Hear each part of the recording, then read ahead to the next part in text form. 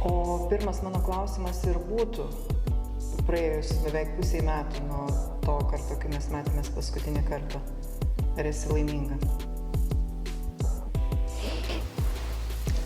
Tai tas ar esi laiminga, pirmiausia, tai apie prisistatymą. Tai aš tiesą pasakius, nežinau, gal paskutinis tas amplua yra iš tikrųjų Jamunas Vincents, tas smilkalų kūrėja, taip vadinam. Bet čia tokia tik tai labai dalelė manęs, labai tokia paviršutiniška gal. O apie laimę, tai ta laimė, jinai nėra tokia kažkokia pastovi būsena. Nes man atrodo šitam pasauly, tai materialiam pasauly ta pastovios laimės būsena yra labai sunkiai pasiekiama. Aš nežinau, jinai įmanoma, jinai tikrai ten, bet tu jau turi būti labai pažengęs kažkaip tai dvasiškai ir visaip kaip, kad tu visą laiką galėtum išlaikyti tą būvį. Tai yra siekimybė. Bet kaip vienas žmogus pasakė, kad šitam materialiam pasauly laimė tai yra kančios nebuvimas. Žinai, kaip ateina, kai nustoja skaudėti galvą, tai ateina toks labai palengvėjimas, labai gera pasidaro. Tai va, nes šiaip tai čia, tos laimės paieškos, apie kokią čia mes laimę kalbam iš tikrųjų, ne? Kiekvienam jinai kitokia, galbūt suvokimas, kas ta laimė, bet šiaip tai už kiekvieno kampo tavęs gali laukti netikėtumas ir vienaip ar kitaip, vieni ar kiti, visi susiduria su kažkokiais tai, su kančios elementais, su sunkumais. Nes tas pasaulis toksai jisai yra. Ir man, kas yra laimė, tai sugebėti išlaikyti tą ašį. Gal sugebėti sąmoningai būti stebėtojo pozicijoje. Kad tu nepasiduotum nei į vieną, nei į kitą pusę per daug. Ir ta pusiausvyra yra, tokia gal laimės būsena. Jeigu taip gali pavadinti laimę. Nes euforija ar kažkas, tokios, taip, aš jaučiu pilnatvę. Ir man yra laimė, kai net ir labai sunku, kai net ir užklumpa kažkokie netikėti dalykai ir kasdieniai kažkokie tai trukdžiai, sunkumai, kančios, kad tu vis tiek matai tame prasme. Ir tu vis tiek išlieki. Anapus, ta prasme, kad vis tiek tu išlaikai tą laimę, nes laimė yra pasirinkimas. Mano akimis, kad tai yra, tu gali rinktis, bet kokioje situacijoje, kaip ją žiūrėti. Nes man atrodo, kad dauguma žmonių pasirenka tą aukos poziciją, kad jų laimė priklauso nuo kažko iš išorės, kad kažkas tai atsakingas už jų laimę. Ir aš ypatingai tą jaučiu Lietuvoje. Bet man atrodo, kad mes patys atsakingi už ją, nes tai yra vidinė būsena. Jinai visiškai jos, išoriniai dalykai neturėtų įtakoti. Jie įtakoja, žinoma.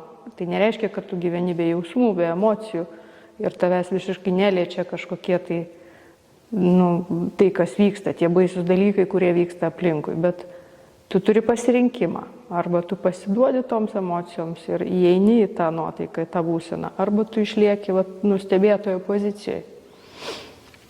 Tai man tą ašį padeda palaikyti tikėjimas ir Dievas.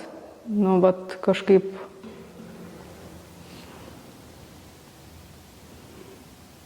Tikrai, tai nereiškia, kad aš visą laiką esu tokioj, man visą laiką pavyksta, bet tai yra siekimybė.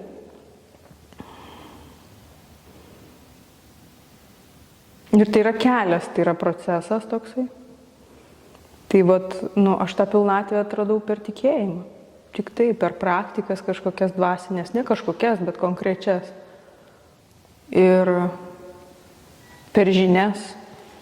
Tai plečia tavo tą suvokimą, tą supratimą, kas čia vyksta, kad tu esi, kad tu ne tik tai šitas kūnas, kad tai yra siela. Ir tai yra pirmiausia, ką tu suvoki galbūt. Pradedi suvokti ir nuo to prasideda žiūrėjimas į pasaulį biškai kitaip, ne tik tai tą materiją.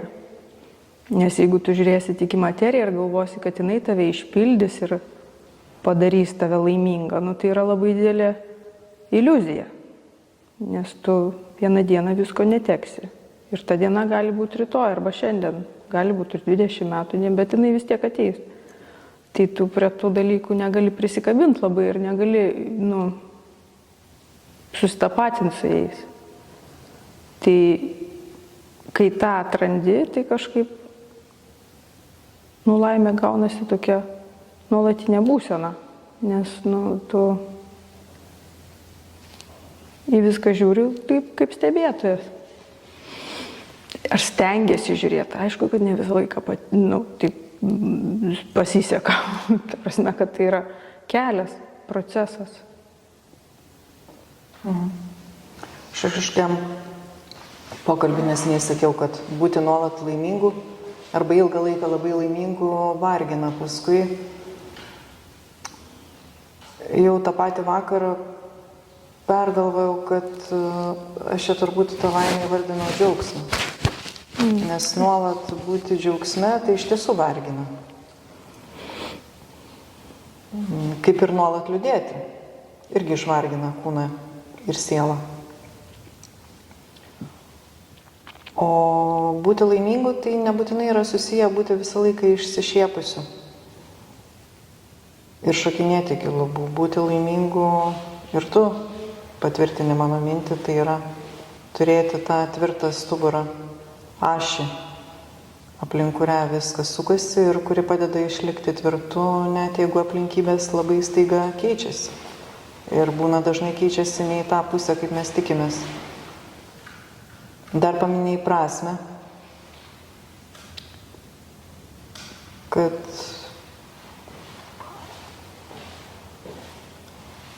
prasmės nuojauta, jinai padeda iškęsti bet kokius dalykus. O kas tau yra prasmė? Bendraja prasme. Kas yra ta prasmė, kuri padeda tau praeiti tuos sudėtingus momentus gyvenimo? Man niekada nuo vaikystės aš negalėjau suvokti, kaip gyvenimas gali neturėti prasmės. Ir aš nesuprantu tų filosofijos pakraipų, kurios sako, kad šita egzistencija, jinai neturi prasmės. Prasmė yra tiesiog būti. Man tai yra nesuvokiama. Tiesiog kažkaip. Aš visą laiką žinojau, kad yra Dievas. Ir man ta prasmė yra elgtis ir gyventi taip, kad jisai būtų manim patenkintas. Ir tarnauti, kiek įmanoma tarnauti aplinkai, žmonėms. Ir man tai yra prasmė. O tas beprasmiška ta egzistencija, tai jinai tik tai yra skirta tam tenkinimuisi. Čia vėl iš to, kad visa ta mūsų dabartinė civilizacija yra paremta tuo, kad kuo daugiau tenkintis, nes taip tu atrasi laimę. Ir aš praėjau tą etapą, nes aš ieškojau laimės visais būdais įmanomam, visom 4. Bet ieškojau jos kažkaip tai vis ne tose vietose, vis ne ten. Nes kiekvieną rytą atsikėlus tu jauti pagirias, nesvarbu ar nuo alkoholio, ar nuo ko, nes ta prasme, kad tos materialios laimės paieškos jos baigėsi pagiriomis, mano akimis.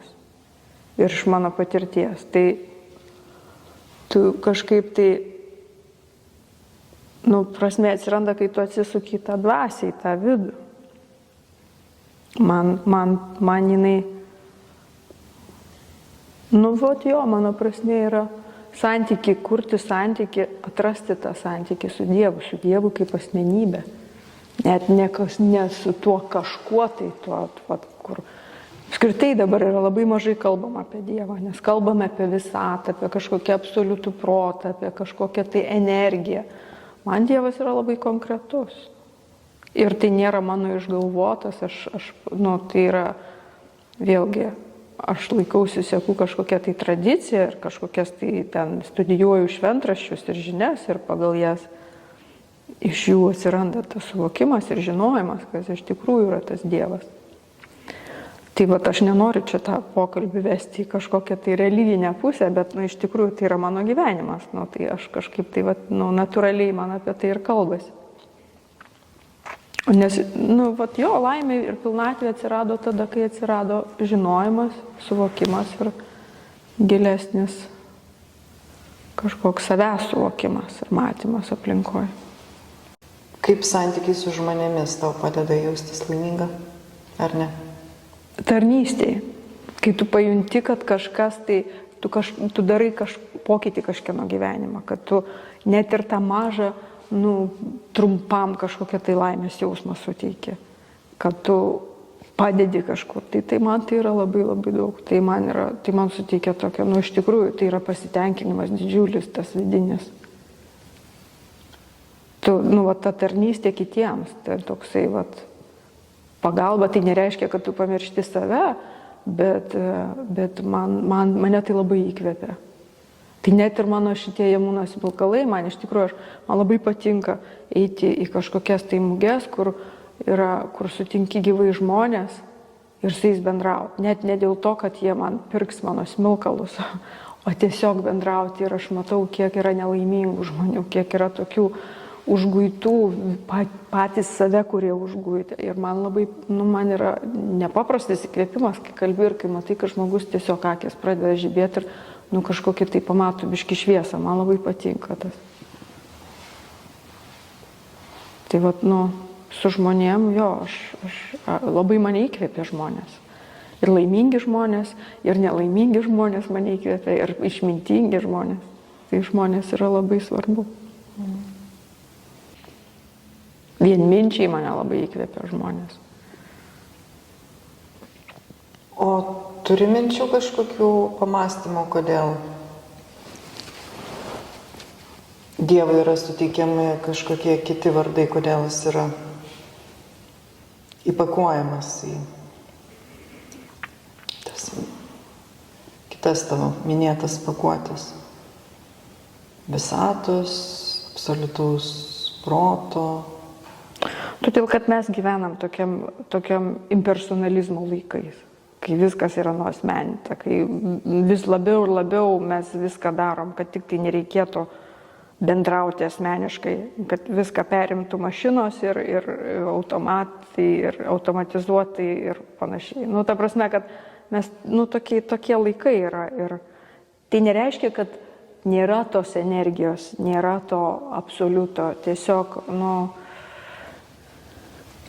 Dievas iš tikrųjų turi labai daug vardų, kaip vedų šventraščiai rašo, tai kaip ir pavyzdžiui Saulė yra lietuviškai Saulė, angliškai Sun ir kiekvienoje kalboje yra kitas vardas, kitas pavadinimas, kitas žodis. Tai jisai turi lygiai taip pat daug vardų ir tu jo negali apriboti, jis yra beribis. O taip jisai turi tą energiją, bet tai nėra galutinis galutinė jo apraiška, tai yra viena iš jo apraiškų. Bet jinai labai patogi, nes ten nėra atsakomybės jokios, tu tiesiog esi palaimos būsenoje ir, labai faina. Ta prasme, viskas gerai su tuo, bet man to neužtenka. Aš tiesiog turėjus tokių patirčių, kad aš supratau, kad ne, manęs tai neįkvepia, man tai neįdomu, aš tą jau praėjau kažkaip. Aš labai dėkinga už visą savo patirtis ir sunkės ir visokies, nes jos lipdo tave kaip žmogus, jos sulipdo iš gabaliukų. Nes tu pati pradžioje pokalbio pasakei, kad tu esi tas aktyvus veikiantis asmuo, o ne auka. Ne tas, kuris pasiduoda tom visom neigiamom įtakom, aplinkybėm ne tom, kurių tikėsi, o tas, kuris yra pats atsakingas už savo laimę ir tu vertini, tai tas patirtis. Net ir tų blogų patirčių, aš nežinau. Ten, kur yra blogai, ten yra ir gerai, viskas stovi juk šalia, vienas kito, viskas yra greta, viskas yra viename. Tai viską gali pasižiūrėti iš kito kampo. Vėlgi, tai visur yra tavo pasirinkimas, kaip tu į tai pasižiūrėsi. Aš suprantu, kad yra tokių patirčių, kur tu tikrai emociškai negalėsi atsiriboti, kad bus labai sunku. Bet Tu ir tada turi pasirinkimą. Tavo kančia yra tavo pasirinkimas. Tu visą laiką, net ir moksliškai aš nepaaiškinsiu, bet to, žinai, tu turi tą sekundės dalį, kai gali reaguoti kitaip. Ir į pyktį, ir viską. Į kančią lygiai taip pat. Aš esu psichiatro klausius pasakojimo, kad kažkada jisai dirbo ligoniniai ir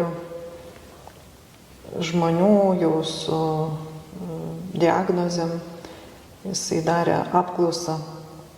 Ar jūs atsimenate momentą, savo ligos istorijų momentą, kažkokį, per kurį jūs turėjote galimybę pasirinkti? Ar eiti tuo keliu ar kitu? Ar sirgti ar ne?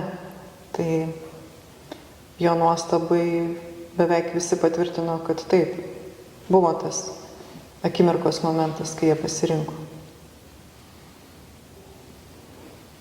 Tai labai panašu į tai, ką tu kalbi irgi, kad visi mes pasirenkam.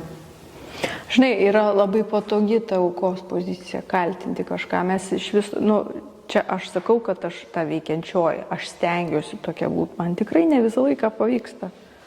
Bet būti toj aukos pozicijoje, kad gyvenimas man pašykštėjo, jisai gyvenimas man neteisingas, valdžia man neteisinga, ta prasme, kad visur esi tu.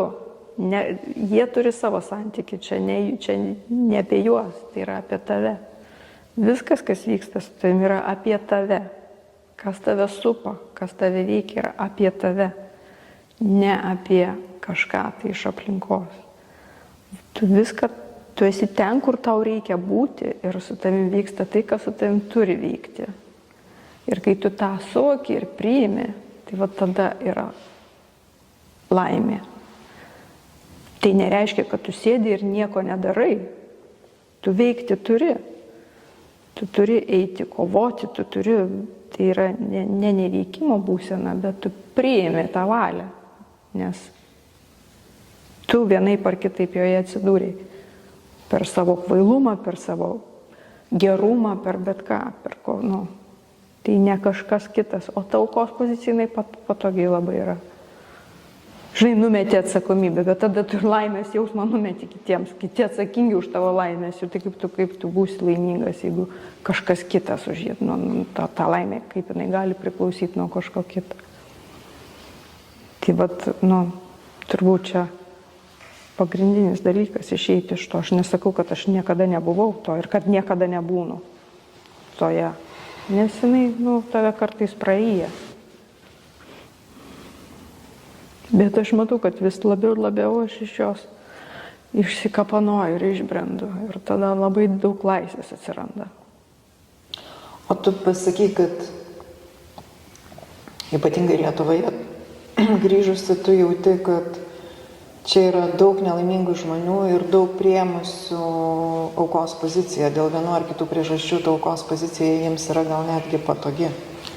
Nes gyventi diskomfortą irgi yra savotiškas diskomfortas.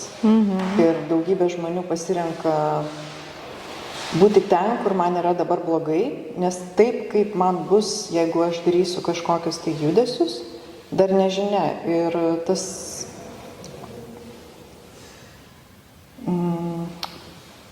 bandymas išvengti to, ko mes nežinome, ir atveda mus į tą diskomfortą. Tiksliau palieka diskomfortą. Man geriau taip, aš bent jau žinau, kaip yra. Va čia visai minkštas fotelis, o nežinau, kaip ten bus. Ar apskritai bus kur prisėsti. Aš irgi tą pastebiu, kad yra nemažai žmonių ir nusivylusių, ir nelaimingų, ir netgi garsiai apie tai kalbančių, ir netgi ieškančių ir įvardinančių savo nelaimės priežastis. Dažniausiai jos būna kažkur kitur, kažkur toli. O kaip yra Indijoje? Aš tiesa specialiai vakar pasižiūrėjau dar statistiką, tai Indija kažkur tai, nenoriu dabar suabsoliutinti tos statistikos duomenų, bet Indija kažkur tai uodegoj, ten 146, 120 kažkelintoj vietoj. Apie ką? Apie laimę? Tokia yra kasmet vedama laimės statistika, kur gyvena laimingiausi žmonės. Tai va girdėjau, man atrodo, praeitais ar šiais metais ta statistika lietuviai pakilo net iki 19 vietos, bet aš nesu statistė ir nesu specialistė. Žinau, kad ten yra ne vienas kriterijus vertinti tą, išvesti tuos koeficientus, bet mano klausimas apie tai, o kaip Indijoje žmonės? Žinai, koks tavo įspūdis?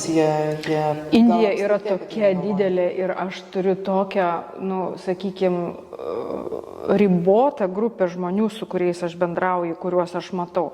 Ką aš matau gatvėse ir kas mane nuo pat pradžių, man buvo didžiulis toksai akibrokštas, kad visi kalba apie tai, kad yra labai daug elgetų ir labai daug išmaldos prašytojų. Taip, yra labai skurdi šalis ir labai daug yra žmonių, kurie gatvėse tiesiog jų gyvenimas yra prašyti išmaldos. Bet mane visą laiką priblokšdavo, kad aš matydavau juos. Ir man visą laiką būdavo jausmas, kiek aš jų mačius, kad jie priima tą savo poziciją ir dėl to jie nėra tokie nelaimingi. Jie priima, kad, šitam gyvenime man taip, aš kartais paburnoju ir kartais pabūnu aukos pozicijoje, kartais pavaidinu aukos pozicijoje, pavaidinu tą baisiai nelaimingą, kad gaučiau daugiau išmaldos, bet iš principo jie yra laimingi. Jie laimingi ta prasme, kad jie susitaikė su to savo, jie nekovoja, jie nesipiktina, jie neburnoja ant Dievo, kad kaip tu man čia davėjai tokį. Man visą laiką būdavo tas jausmas, kad jie žino kažką daugiau, net ir tie išmaldos prašytojai. Tai aš negaliu suabsoliutinti visiškai, bet čia mano tokia patirtis. Ir, taip, ten labai daug skurdo, ten yra, bet man, tai yra kaip diena ir naktis, atvažiavus iš ten į čia ir iš čia į ten. Nes, ten yra lengvumas kažkoks. Aš nežinau, taip, jeigu žiūrėsi pagal kažkokius tai materialinius, tuos rodiklius, skaičiavimus, taip, žmonės turi gal daugiau dirbti, jeigu jie turi darbą.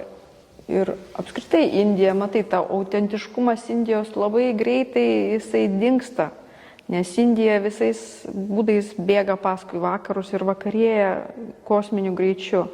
Tai tu, jeigu nori rasti tą autentiškumą, tai tu turi važiuoti į kaimus. Ten žmonės gyvena su Dievu, ten tikrai yra Dievo centrinė ta visuomenė daug labiau negu vakaruose, kad ir kaip jie bėgtų paskui vakarus. Ir tai duoda be galo daug tam bendram mentalitetui ir tam bendram nusiteikimui ir tokiam bendrai tai nuotaikai. Ten jaučiasi lengvumas. Jeigu išoriškai tai yra, sunku, vis tiek purvas, karštis, daug žmonių, bet tu jauti kažkokią tai, lengvumą atmosferą. Kai žmonės važiuoja atostogauti, su šeimom, ar ne, važiuoji kažkur tai ten į Turkiją, į Palangą, į Nidą, prie jūros, prie ežero, ta prasme. Indijoje, kai vaikų atostogos, žinai, ką žmonės daro su šeimom? Važiuoja į šventas vietas ir eina į šventyklą. Ir atėję į šventyklą, visa šeima susėdusi šventykloje, reiškia, ir dalyvauja visose ritualuose, ir čia yra jų atostogos. Pavyzdžiui, per vaikų atostogas yra miestas toksai Vrindavanas. Tai jame yra tokia masė žmonių, nes čia taip žmonės leidžia laisvalaikį. Ir man tai yra nuostabu. Niekur kitur, žinai, tu to nepamatysi. Arba išsiruošia piligriminę kelionę ten aplink kokias nors šventas vietas. Tarkim, karštis 45-48 ir yra šventas kalnas, 23 km aplinkui turi apeiti pėsčiomis, basomis. Ir jie su visa šeima eina. Per mokinių atostogas. Taip, jie turi kažkokių gal materialių troškimų ar ko, bet man labai gražu yra šitas. Aš tikrai niekur kitur to nemačiau. Nuostabu ta dievocentrinė tokia visuomenė. Dar Indijoje tas yra, tą gali pamatyti. Laimės lygmenys, žinai, yra skirtingi.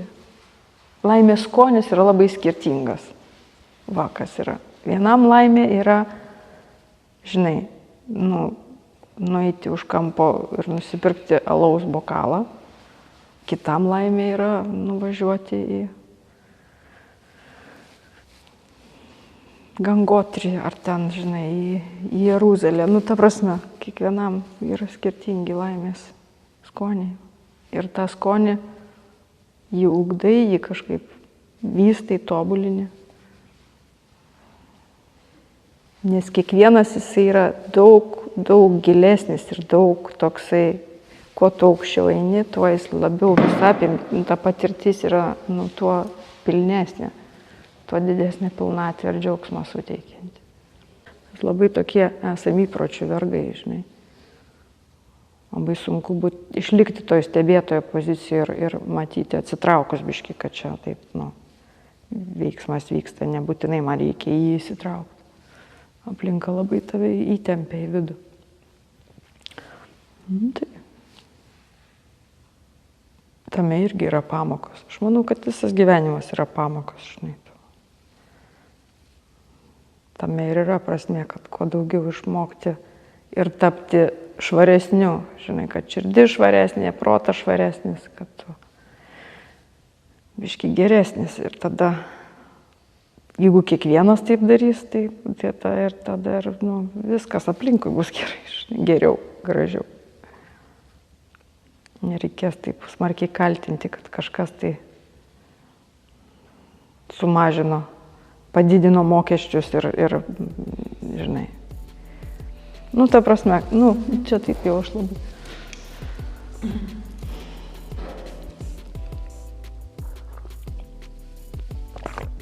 Tai va tokia ta laimė.